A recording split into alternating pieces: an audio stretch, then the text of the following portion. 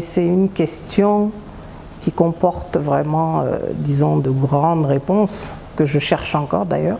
Sinon, pour faire simple, qui je suis, je m'appelle Aïssatou Diallo, donc Madame Touré, mais tout le monde me connaît aujourd'hui sous le nom de Tissou Touré.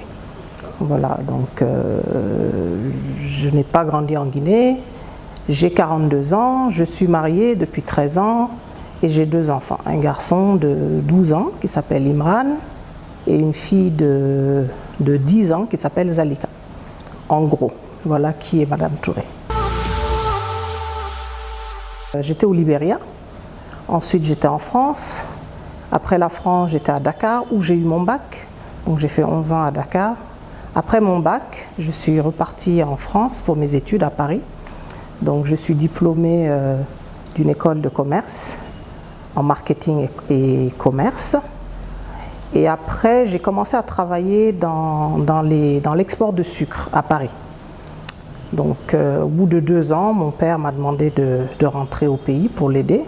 Donc, c'est comme ça que je me suis retrouvée d'abord une première fois à Conakry en janvier 2002, je crois, oui.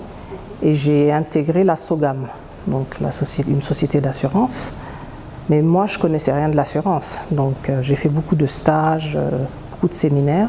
Et puis j'ai obtenu une bourse et je suis retournée en France préparer un diplôme international d'assurance et une licence professionnelle d'assurance. Donc à mon retour, j'ai été nommée directrice adjointe de la Sogam où j'ai passé quelques années. Donc après, j'ai démissionné et j'ai géré l'usine savon, la savonnerie Alpha où j'ai passé 3 ans. Ensuite, je me suis mise à mon propre compte.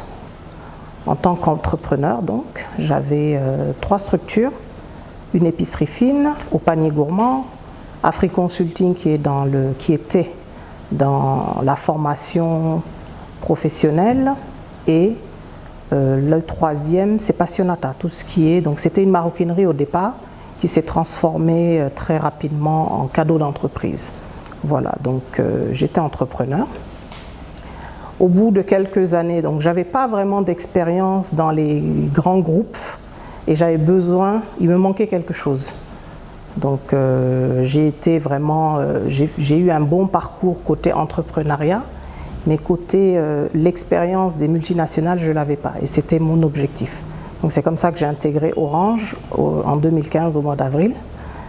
Tout d'abord en tant que j'ai mis en place le service PME. Donc à la direction entreprise à Orange Guinée. Et là, depuis le 1er octobre de cette année, donc tout récent, donc j'ai été nommée, j'ai rejoint les ressources humaines, donc le domaine vraiment que je préfère, vraiment les ressources humaines, où je gère aujourd'hui la division formation et transformation.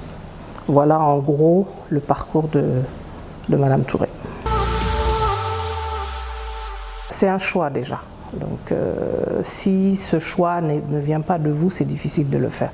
Parce que c'est vrai qu'on est dans des sociétés où, entre guillemets, une femme qui travaille, c'est pas très bien vu au niveau de la famille. Donc après, c'est un choix. Moi, j'ai fait le choix de travailler, d'avoir une carrière et aussi d'avoir une famille. Donc il faut trouver le juste milieu, il faut s'occuper de son travail, mais il faut aussi trouver du temps pour sa famille. C'est vrai que de temps en temps, c'est très très difficile, mais il faut toujours trouver cet équilibre-là. Et jusqu'à aujourd'hui, je pense que j'arrive à le faire, bien que des fois les enfants me font la remarque, qu'ils ne me voient pas beaucoup, mais j'essaie vraiment de passer le maximum de temps avec ma famille. Ce juste milieu, déjà, le matin, je les vois. Je les vois avant de partir, parce qu'il y a des parents qui ne voient pas leurs enfants avant d'aller au travail. Moi, je me l'impose. Il me faut ce petit moment, même si c'est 5 minutes, pour que je puisse voir mes enfants, que je sache qu'ils vont partir vraiment dans de bonnes conditions à l'école. Ensuite, on s'appelle vraiment plusieurs fois dans la journée. Ça, c'est sacré. Donc, ils peuvent m'appeler 3, 4, 5 fois. Quand ils ont des devoirs, qu'ils ont des difficultés, je ne suis pas là. Vive les réseaux sociaux, vive WhatsApp. On m'envoie une photo de l'exercice des fois. Si je peux aider, j'aide de là où je suis. Sinon, ce que je fais, ils font l'exercice. Je m'arrange toujours à arriver avant qu'ils aillent au lit pour qu'on revoie ensemble ce qu'ils n'ont pas compris. Et puis j'essaye tous les jours de passer minimum 1 heure avec eux le soir. Bon, avec les bouchons de Conakry, c'est un peu difficile des fois, mais j'arrive toujours à trouver du temps.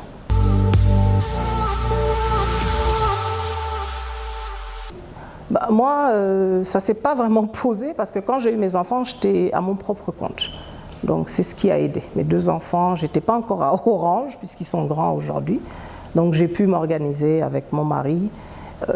Voilà, donc j'ai pas eu ce problème. Quand j'ai eu mes enfants, j'ai consacré le temps nécessaire à passer avec mes enfants. Après, quand je suis revenue, parce que je n'ai pas accouché ici, j'ai trouvé le moyen de m'organiser. Donc j'ai eu des nounous qui se sont occupés des enfants, mais mes enfants, avant que je ne commence à travailler à Orange, moi j'amenais mes enfants tous les jours à l'école, j'allais les récupérer. Donc on m'a même appelé maman poule, parce que j'ai besoin d'être là, j'ai besoin de me rassurer que tout va bien. Une telle journée sans boulot, c'est un peu difficile. Déjà quand je rentre le soir, je ne parle pas boulot tant qu'ils ne sont pas couchés. Des fois j'ai du travail, donc j'attends vraiment qu'ils soient couchés pour rentrer dans la peau boulot. Les dimanches, pas de boulot, sauf vraiment si j'ai des urgences. Donc dire que oui, il y a des journées type où il n'y a pas de boulot, oui, les vacances. Quand on est en vacances ensemble, il n'y a pas de boulot. C'est vrai qu'il m'arrive de regarder mes mails à distance, ça m'est arrivé, mais là, c'est la famille. L'atmosphère, quand il n'y a pas de boulot, moi je suis quelqu'un qui a besoin de faire quelque chose. Je travaille beaucoup, même quand je suis en vacances, je ne vous le cache pas. L'atmosphère, oui, des fois j'ai besoin de me replonger dans mon travail parce que j'ai besoin de cet équilibre. Les enfants, ils sont là, ils sont importants. Moi, sans mes enfants aujourd'hui, je pense que je ne serais rien, et sans mon mari d'ailleurs aussi. Donc l'atmosphère, je ne pense pas que c'est une atmosphère différente. Ça sera toujours la même, sauf que là, je ne me lève pas, je me lève pas le matin tôt pour aller au travail. Donc, la chance que j'ai, ils sont grands, donc ils sont un peu plus autonomes. Donc voilà, quoi. Il y a un peu moins de boulot. Je ne travaille pas, mais je peux consacrer peut-être 1 heure, voire 2 heures, même quand je suis en vacances. Même avec mon travail d'Orange, je n'aime pas arriver et que tous les mails me tombent dessus. Donc je regarde mes mails tous les jours. Si je vois que je peux intervenir quelque part dans un domaine concernant mon boulot, j'aide. Donc, mais couper complètement, non, je n'ai pas encore réussi à le faire. En fait, je pense qu'on s'est bien choisi parce que monsieur a le même rythme que moi. Donc, mon rythme est même moins infernal que lui. Il est à son propre compte, donc il travaille beaucoup. Quand on travaille pour soi et quand on travaille pour quelqu'un d'autre, c'est complètement différent. Moi, quand j'étais à mon propre compte, je travaillais vraiment énormément. Aujourd'hui, je travaille beaucoup, mais beaucoup moins. C'est pas pareil. Voilà, donc on a les mêmes rythmes, en fait. Donc des fois même, c'est moi qui me plains. Donc c'est pour vous dire.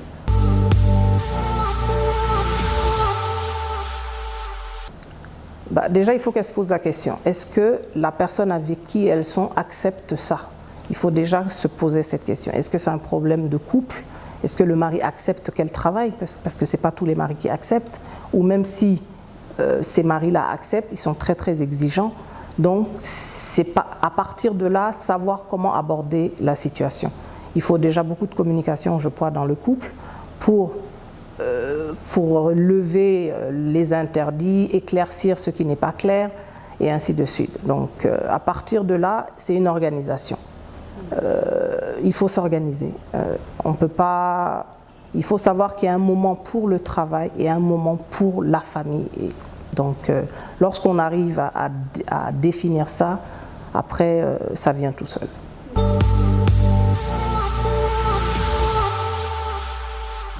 Les obstacles, il y en aura toujours. Moi, quand j'arrive à surmonter un obstacle, comment le dire, je le fais. Si je vois que ce n'est pas possible, je le mets de côté. Ça ne sert à rien d'essayer de forcer une situation alors qu'il n'y a pas de solution. Donc oui, on appréhende les choses, on regarde, est-ce que c'est faisable? Oui, on essaye. Si on n'y arrive pas, on le met de côté pour ne pas perdre de temps et surtout se fixer un objectif et réussir à tout faire pour atteindre cet objectif-là. Donc ne pas se dire que tous les obstacles auxquels qu'on va rencontrer dans notre vie, qu'on va pouvoir les surmonter. Non, on ne peut pas tout surmonter. Ce qu'on peut, on le fait. Ce qu'on ne peut pas, on met de côté et on avance. Comme j'ai dit, après, c'est une organisation. Il faut être organisé.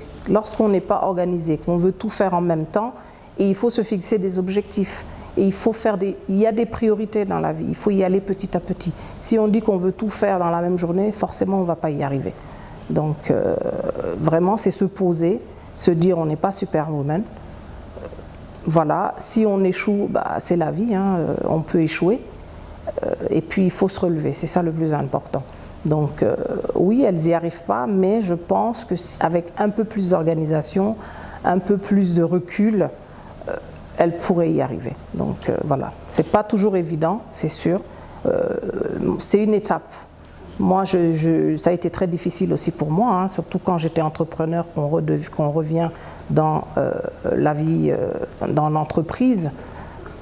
C'est pas du tout pareil. Avant, je m'organisais comme je voulais. Ça a été très très très difficile la première année parce que voilà, c'est plus la même chose. Il y a des horaires à respecter, il y a des objectifs. Certes, je les ai aussi chez moi, mais là, c'est vraiment quelque chose. Il faut les respecter, mais vraiment à la lettre. Et surtout essayer de garder son boulot parce que quand on fait la boîte ne nous appartient pas, donc vraiment essayer de se battre et de réussir ce qu'on s'est fixé comme objectif. Quand je suis fâchée, Madame Touré fâchée avant et Madame Touré fâchée de nos jours, c'est plus la même Madame Touré. Madame Touré avant, elle criait, elle s'emportait très rapidement quand elle était fâchée. Maintenant, Madame Touré fâchée se tait pour essayer d'analyser avant de réagir. Je pense que ça ne sert à rien de s'emporter. Aujourd'hui, hein, c'est ma vision. Ça ne sert à rien de s'emporter quand on est fâché. Il faut d'abord réfléchir parce que ce qui va sortir de notre cœur, hein, c'est de notre cœur que ça sort, ces mots peuvent avoir une grosse conséquence.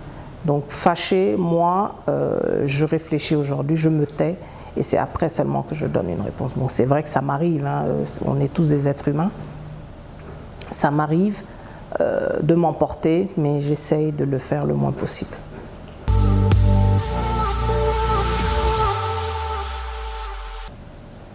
Comme je dis, c'est un travail aussi que j'ai fait. Quand j'ai des problèmes, j'essaye vraiment de ne pas je les laisse à la porte de mon bureau. Je préfère. Bon, ça m'arrive des fois, oui, je ne suis pas de très bonne humeur, donc je peux avoir vraiment des propos un peu durs envers certains collègues, mais je m'en rends compte et quand j'ai tort, je m'excuse. Donc j'essaie vraiment le maximum possible de laisser les problèmes de ma vie privée en dehors de mon travail.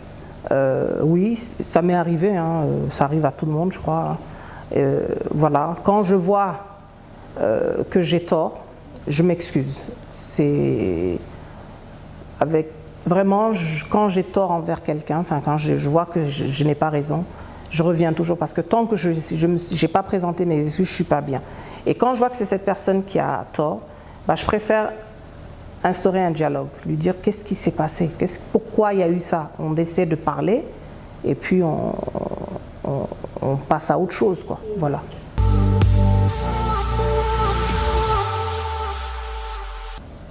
Waouh, bêtisier, moi, chez mes enfants, c'est tous les jours. Donc, un mot, maman, achou, ça veut dire maman, arrête. Ils essaient de parler peul. Donc, en fait, quand je leur dis achou en peul, c'est que je suis fâchée, donc ils me répètent la même chose. Donc, ça, après, il y a tellement de bêtisiers que je ne peux pas tous vous les dire, sinon ça va être très, très grave.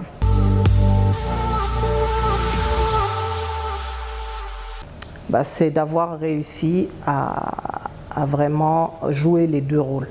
Donc la maman et puis cette femme qui travaille, quoi. Donc voilà.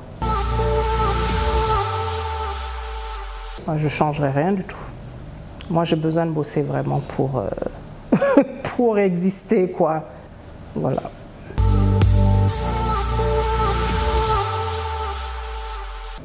De toute façon, cette étiquette sera toujours là, donc autant l'accepter et avancer. Moi, j'ai fait mon choix, tant pis pour ceux qui n'acceptent pas mon choix. Le plus important, c'est que mon mari a accepté mon choix, mes enfants ont accepté mon choix. Je dirais pas, bon, ma famille, sûrement, il y en a qui ont accepté, il y en a peut-être pas, hein, mais bon, je ne me pose pas la question en fait. Oui, il y a cette étiquette, mais à nous de montrer qu'on est capable de jouer les deux rôles. Et je pense que ça se passe super bien.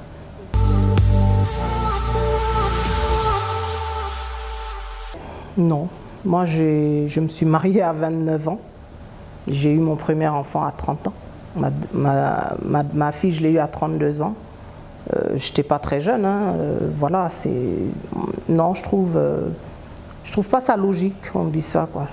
Il n'y a pas un âge pour se marier, il n'y a pas un âge pour travailler, chacun vit sa vie comme il l'entend, bien que bon, il y a des femmes qui n'ont pas vraiment le choix, c'est dommage. Bon, voilà, après, il y a peut-être des femmes, je ne les connais pas, hein, qui ne sont pas allées à l'école, mais qui tiennent tête à leur mari. Ce n'est pas parce qu'on est allé à l'école, veut dire qu'on tient tête à nos maris. Ça, c'est vraiment dans nos cultures, je pense, qu'on retrouve ça. En Afrique, parce qu'en Europe, en tout cas en Occident, je ne pense pas qu'ils réfléchissent de la même façon. Bien que oui, il y en a encore qui pensent comme ça, mais c'est vraiment dans nos sociétés africaines où on entend ça. D'ailleurs, où on interdit aux filles d'aller à l'école, quoi, parce que on dit quand une fille va à l'école, on n'arrive plus à la maîtriser, quoi, entre guillemets.